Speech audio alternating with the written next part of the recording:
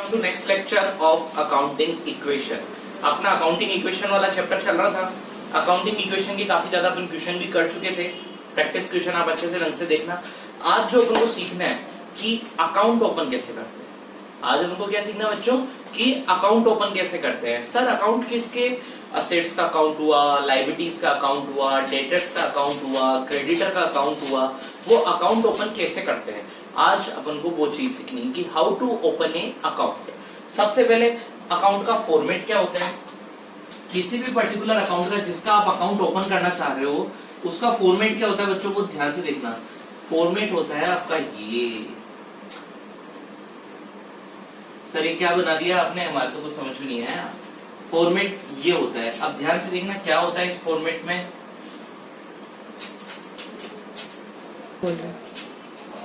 तो अब ये फॉर्मेट बना दिया किसी भी अकाउंट का। इधर की साइड जो होती है वो कहलाती है डेबिट साइड, इधर की साइड जो कहलाती है वो कहलाती है क्रेडिट साइड। क्या क्या होता है इनके अंदर बहुत ध्यान से देखना। ये कॉलम होता है डेट का, यहां पे आता है पर्टिकुलर, डेट का, पर्टिकुलर का, फिर आता है कॉलम आपके अमाउंट का, वापस नया कॉलम आता है डेट का, पर्टिकुलर का, और फिर आता है कॉलम अमाउंट का। बच्चों ये होता है आपका अकाउंट का फॉर्मेट। अकाउंट का फॉर्मेट होता है। अब इसमें क्या रूल रहते हैं। जो डेबिट साइड होती है ना, ये डेबिट साइड ये वाली डेबिट साइड में जो भी ट्रांजेक्शन आता है वो टू नाम से स्टार्ट होता है। डेबिट साइड में जो भी ट्रांजेक्शन आएगा वो टू नाम से स्टार्ट होगा कि to opening balance, to purchase, to payment, to सब कुछ। और सेकंड क्या होता है, क्रेडिट साइड में जो भी ट्रांजेक्शन आता है, क्रेडिट साइड में जो भी ट्रांजेक्शन आता है वो बाई नाम से आता है। मतलब by payment, by Mohan, by Sohan, by Ram, by closing balance होगा। ठीक है। Rule number third, after closing the accounts, after closing the account, आपका अकाउंट को क्लोज करने के बाद डेबिट साइड और क्रेडिट साइड, अकाउंट को क्लोज करने के बाद डेबिट साइड और क्रेडिट साइड दोनों की टोटल क्या रहती है, इक्वल। दोनों की टोटल हमेशा रहती है बच्चों इक्वल। अब ध्यान देना, अगर आप किसी असेट्स का अकाउंट ओपन कर रहे हो, अगर आप किसी असेट्स का अकाउंट ओपन कर रहे हो तो उसका ओपनिंग बैलेंस आता है यहाँ पे टू बैलेंस बीडी, ये आता है उसका ओपनिंग बैलेंस। किसी भी असेट्स का अकाउंट ओपन कर रहे हो तो यहाँ पे उसका आता है ओपनिंग बैलेंस। वापस ध्यान देना, असेट्स का ओपनिंग बैलेंस होता है debit side.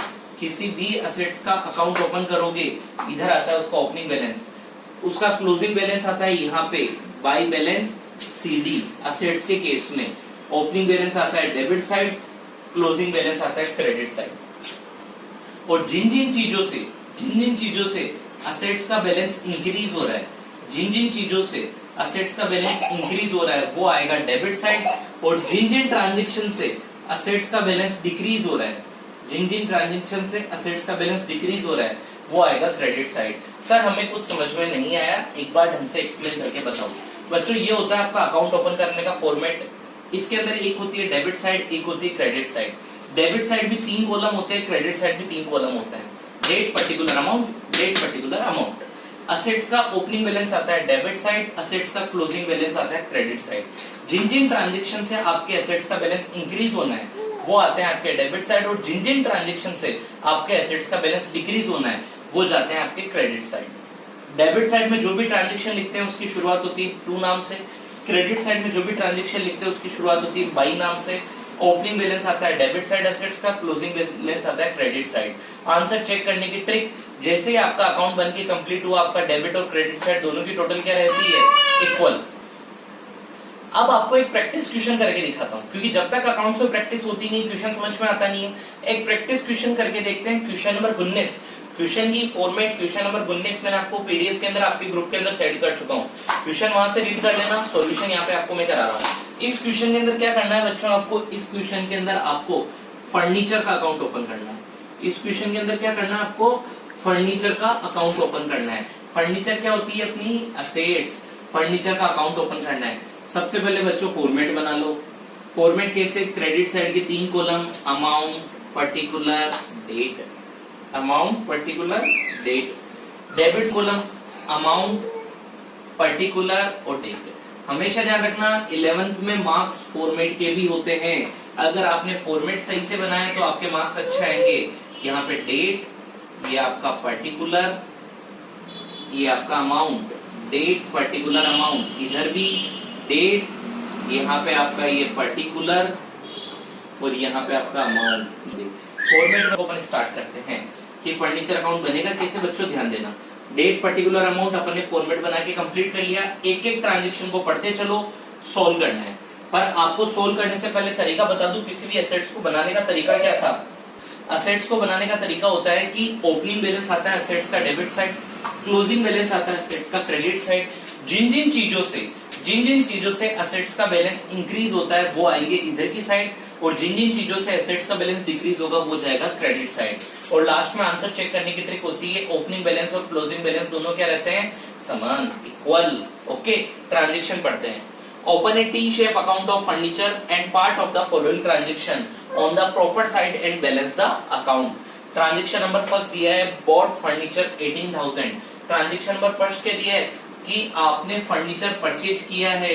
Transaction number first, date नहीं है तो ट्रांजेक्शन नंबर की पहला ट्रांजेक्शन दिया है bought furniture, फर्नीचर परचेज किया आपने, कितने रुपए का, 18,000 रुपए का। मुझे बताओ फर्नीचर परचेज किया तो फर्नीचर का बैलेंस, फर्नीचर परचेज किया तो फर्नीचर का बैलेंस इंक्रीज होगा या डिक्रीज, सर फर्नीचर का बैलेंस इंक्रीज होगा, क्योंकि जैसे हल्का सा दिमाग लगाओ बच्चों, बहुत इजी है। असली तरीका क्या है, जिन जिन ट्रांजेक्शन से बैलेंस बढ़ रहा है उनको डेबिट साइड, जिन जिन ट्रांजेक्शन से बैलेंस कम हो रहा है उनको क्रेडिट साइड। अब आपने फर्नीचर परचेज किया है, फर्नीचर परचेज किया तो पहले मेरे पास फर्नीचर कुछ भी नहीं था, अब मैं फर्नीचर परचेज करूंगा तो मेरा फर्नीचर का बैलेंस क्या हो रहा है, इंक्रीज। तो फर्नीचर का बैलेंस इंक्रीज हो रहा है, फर्नीचर परचेज कर रहा हूं, तो यहाँ पे टू बैंक या कैश, आप जो भी लिखना चाहो, टू बैंक या कैश। कितने का फर्नीचर खरीदा मैंने, 18,000।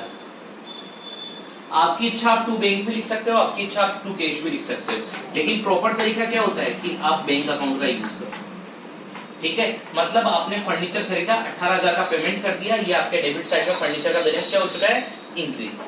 ट्रांजेक्शन नंबर सेकंड कह रहा है फर्नीचर बेचा आपने, कितने रुपए का, 5,000 रुपए का। मतलब फर्नीचर खरीदा तो पैसा आया, फर्नीचर खरीदा तो पैसा गया, फर्नीचर बेचेंगे तो पैसा आएगा, लेकिन लिखे किधर, ये डाउट आता है बच्चों। तो उसके लिए क्या रूल है, जब भी एसेट्स अकाउंट बनाएंगे, बैलेंस बढ़ेगा तो डेबिट साइड और बैलेंस कम होगा तो क्रेडिट साइड। यहाँ पे आप फर्नीचर को सोल्ड कर रहे हो, बेच रहे हो फर्नीचर को, तो अगर फर्नीचर बेचोगे तो फर्नीचर का बैलेंस ज्यादा होगा कम होगा, सर कम होगा, तो कम होगा तो बैलेंस लिख दो इधर की साइड, बाय बैंक अकाउंट। मतलब आपने फर्नीचर बेच दिया, कितने रुपए का, ये 5,000 रुपए। अगला ट्रांजेक्शन, आपने एक और फर्नीचर खरीदा 10,000 का, फर्नीचर और खरीदा तो फर्नीचर का बैलेंस क्या हो जाएगा, इंक्रीज। फर्नीचर और खरीदा, ये फर्नीचर का बैलेंस और इंक्रीज हो गया 10,000 से।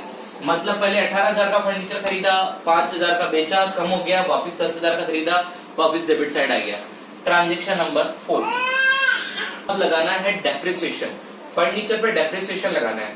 सर डेप्रिसिएशन का मतलब क्या होता है, डेप्रिसिएशन का बच्चों पूरा आपके चैप्टर है, कंप्लीट डिटेल चैप्टर है, लेकिन अभी मैं आपको इतनी सी चीज बता दूं कि डेप्रिसिएशन क्या होता है। डेप्रिसिएशन का मतलब होता है कि जैसे जैसे आप असेट्स को यूज करते जाओगे, जैसे जैसे आप असेट्स को यूज करते जाओगे, असेट्स का बैलेंस कम होता जाता है।